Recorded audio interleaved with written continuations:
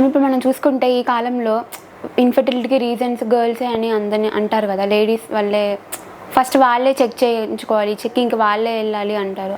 అది ఎంతవరకు కరెక్ట్ అంటారు? ఇది చాలా అపోహ అండి. దీని గురించి అందరికీ కూడా ఒక అవగాహన ఉండాలి. జనరల్గా ఈ కాలంలో చూస్తుంటే క్లినిక్స్కి కానీ హాస్పిటల్స్ కానీ ఈ ప్రాబ్లం ఉంది అని వచ్చే వాళ్ళలో ఫస్ట్ ఫీమేలే వాళ్ళ మదర్ కానీ వాళ్ళ మదర్ ఇన్లా కానీ తీసుకొని వస్తూ ఉంటారు.